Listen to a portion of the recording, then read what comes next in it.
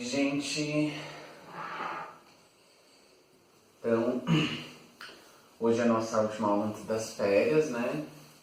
E antes do simulado de vocês. Então, espero que vocês consigam fazer aí, que dê tudo certo aí no simulado. E, se não nos falarmos mais depois disso, boas férias. E aproveitem para descansar também. Eu acho importante dar uma lidinha numa coisa ou outra, mas é bom também pegar esse tempo para dar uma descansada, tá? E qualquer coisa estamos aí. Se vocês quiserem mandar mensagem nesse período, tiverem com dúvida com relação a alguma coisa que vocês estiverem vendo, só mandar mensagem que estamos aí. Então hoje a gente vai terminar. O bom é que hoje a gente termina o período medieval. Então a gente teve esses dois filósofos do período medieval, que foi o Santo Agostinho, que a gente viu na aula passada, e hoje a gente vai ver o Santo Tomás de Aquino. E aí a gente fecha o período medieval, e a próxima vez que eu encontrar vocês, na aula de filosofia, a gente vai tentar responder algumas questões sobre esse período, como a gente tinha combinado de fechar os períodos com uma aula de questões, tá? Então aqui no nosso retomando, vimos na aula anterior a filosofia de Santo Tomás de Aquino e as três questões que o autor trouxe à tona.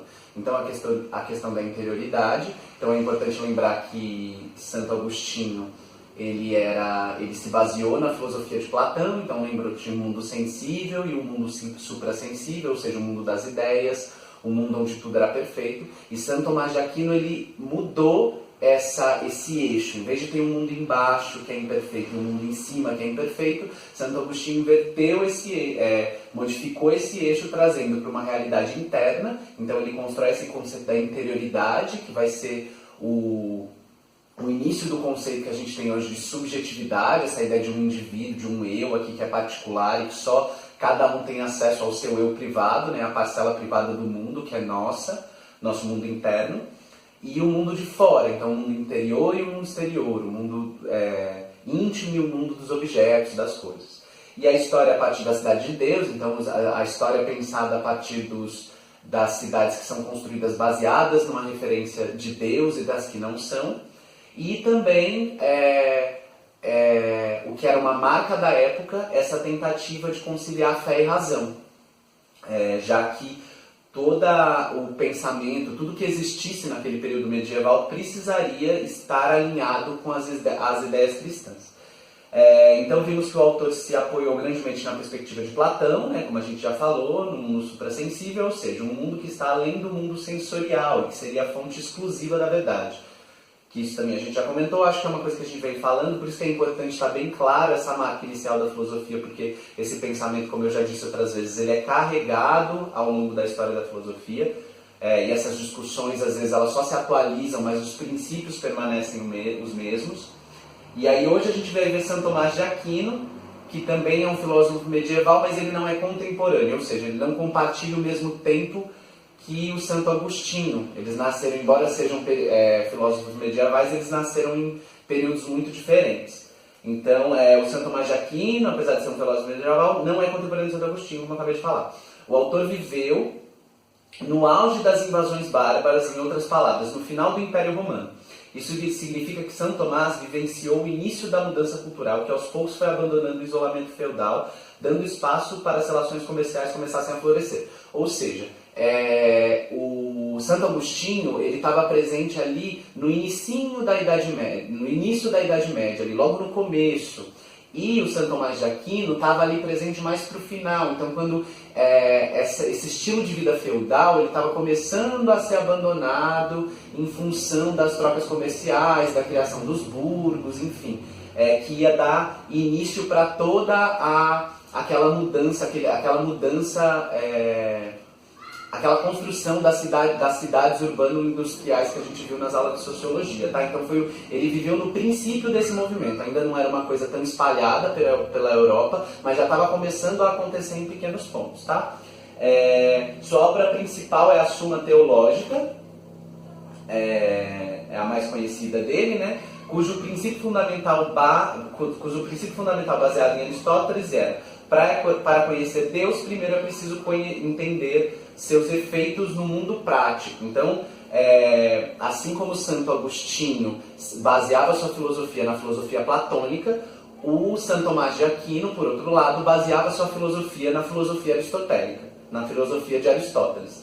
Então, o princípio aqui, quando ele fala é preciso se entender, para se conhecer Deus, primeiro é preciso se entender seus efeitos no mundo prático, é porque lembra aquela imagem que a gente tem do Rafael de Dante, não lembro o sobrenome dele, que na escola de Atenas, onde Platão está apontando para cima, ou seja, o mundo das ideias, lá está a verdade, e Aristóteles está apontando para baixo, dizendo que é no mundo sensível que a gente consegue encontrar o caminho para a verdade. Então, é através dos seus efeitos no mundo prático. Então, a gente consegue conhecer Deus a partir dos efeitos que a gente vê na realidade concreta que a gente vivencia. Tá? E através dessa realidade concreta, estabelecer o caminho até um conhecimento mais refinado, mais purificado.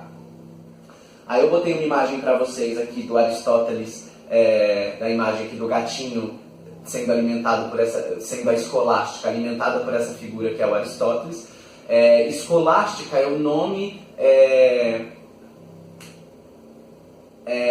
a escola filosófica daquele período. Então, na época do Santo Agostinho era a patrística, o nome da escola filosófica daquele período, e do período de Santo Agostinho era patrística, não sei se eu falei antes errado, mas do período de Santo Agostinho era patrística, e do período de Santo Tomás de Aquino era escolástica, tá? Então o autor ele foi canonizado pela Igreja Católica, ou seja, ele se tornou um santo, né, por isso Santo Tomás de Aquino, e ele era considerado doutor da Igreja. O que é isso? São figuras, é um cargo muito importante, de muito prestígio dentro da Igreja Católica, porque essas pessoas que têm esse título de doutor da Igreja, eles podem propor modificações aos dogmas católicos, ou seja, eles têm muita influência nos rumos que a religião vai seguir, a partir daquilo que ela acredita como sendo verdade. Então eles tinham o poder de influenciar nessas verdades concebidas pela Igreja.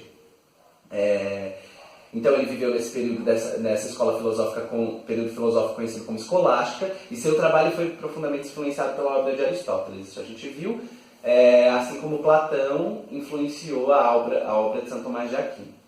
E aí, assim como Santo Agostinho, né, eles compartilham esse objetivo de conciliar, de adaptar a filosofia, no caso a filosofia aristotélica, no caso de Santo Tomás de Aquino, para mentalidade cristã. Então o objetivo da época era tentar pegar o conhecimento, aquele conhecimento que é conhecido como pagão, ou seja, que não é cristão, e tentar adaptá-lo à realidade cristã, às crenças cristãs. Tá? Isso é a grande marca desse período. Então, ambos os autores, Santo Agostinho e Santo Tomás de Aquino, buscavam conciliar a fé e a razão. Contudo, enquanto Agostinho colocava a fé como algo que viria antes da razão, ou seja, você crê primeiro para depois você entender, Santo Tomás de Aquino, ele acreditava que a fé e a razão são princípios próximos e não equivalentes, mas são harmônicos, eles podem se harmonizar. Então cada um precisa entender o seu lugar. A razão, nesse sentido, seria um instrumento da fé. Então você poderia ter fé sem ter o conhecimento, sem ter o entendimento racional, mas a fé ela se potencializaria quando você tem esse conhecimento racional, quando você tem esse conhecimento, o entendimento racional daquilo que você crê. Então, nesse sentido, como eu coloquei, a fé, a teologia e a filosofia, elas duas teriam um lugar, mas a teologia seria suprema e a filosofia seria um braço da teologia, seria um instrumento da teologia, tá? O autor também propõe um conjunto de evidências, isso é um ponto muito crítico da filosofia de São Tomás de Aquino, muito ousado, que ele propõe um conjunto de evidências, de 5 evidências, que provariam a existência de Deus. Então aqui é interessante a gente olhar do quanto que isso pode instigar e o quanto isso pode ser discutido, e não exatamente dizer, não, porque a gente pode olhar para muitas coisas e falar, é questionável essas evidências, mas não é tão evidente assim. Mas é interessante essa tentativa de tentar provar ali a existência de Deus. Então eu vou passar rapidamente por eles, tá? Então a evidência 1 seria a causa motora, e aí o princípio é como se fosse uma mesa de bilhar. Então você bate numa bola, uma bola bate na outra bola, que bate na outra bola, e uma vai movimentando a outra, vai transferindo a energia cinética para a outra, vai transferindo o movimento para a outra. isso dentro dessa perspectiva, se a gente pensa tipo assim, o que causou, se o movimento sempre é causado por um outro objeto que transfere esse movimento para um terceiro objeto, qual que seria essa primeira causa? Qual que seria esse motor do movimento inicial, o princípio desse movimento? Então, o argumento aqui é que esse princípio seria Deus, porque seria esse movimento inicial de tudo. A 2 seria a causa eficiente, ou seja, o motivo do movimento das coisas. Essa perspectiva é muito parecida com a da primeira e se relaciona à ideia de causa e efeito. Então, tudo que existe é causado por algo. Então, a gente está numa quarentena por causa da pandemia de coronavírus. E a pandemia de coronavírus é causada pela má relação do ser humano com o ambiente, com a natureza. A má relação do ser humano com a natureza tem uma causa também, enfim. Tudo teria uma causa. E se você chega nesse princípio, e se você retoma, se você vai fazendo esse pensamento de tentar ir para trás, tentar ver o que vai causando o quê, você chegaria nessa causa primeira, essa causa inicial, que seria Deus, que ele causaria todas as coisas.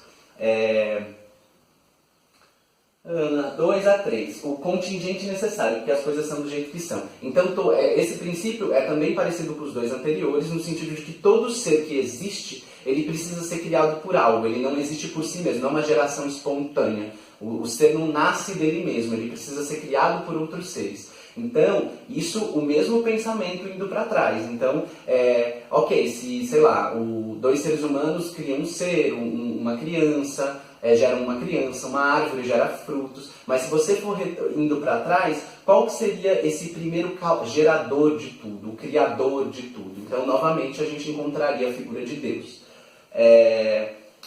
Contingente necessário. 4 graus de perfeição. Essa referência se baseia,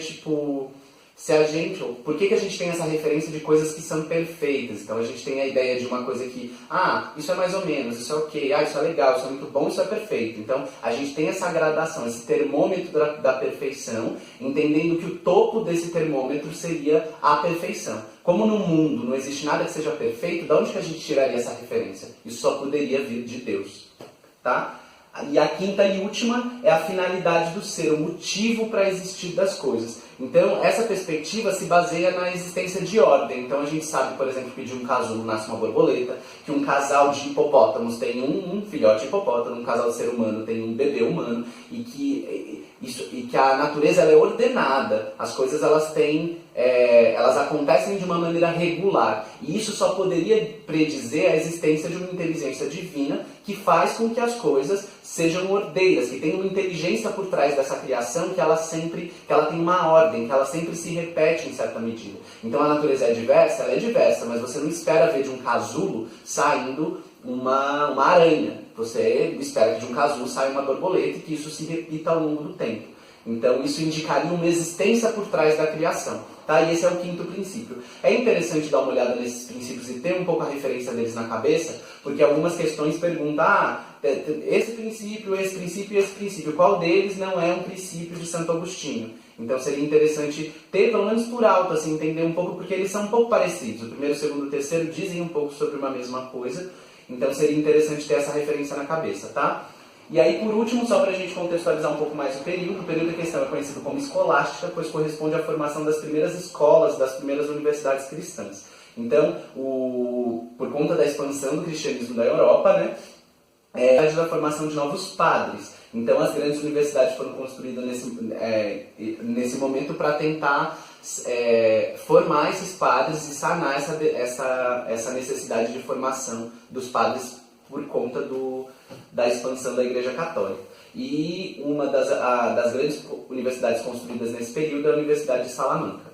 Tá? Então a gente tem aí, esse é um apanhadão aí da filosofia de Santo Tomás de Aquino, e pegando uma referência de uma das questões que a gente vai trabalhar em outro momento, então a gente tem que lembrar disso. Santo Tomás de Aquino está relacionado com o período escolástico da filosofia, está relacionado com a filosofia aristotélica, a filosofia de Aristóteles, e busca conciliar a razão com a fé. Então, tá? Então tenha em vista esses 3 princípios. Tá? A escolástica, Aristóteles, a harmonização da razão e da fé. Tá bom? Então, É isso, gente. Espero que vocês tenham compreendido. Qualquer coisa, estou disponível. Mandem mensagem, a gente vai conversando. E, enfim, é isso. Boas férias para vocês e mantenham contato se precisarem aí mandar mensagem, tá? Abraço e boa prova!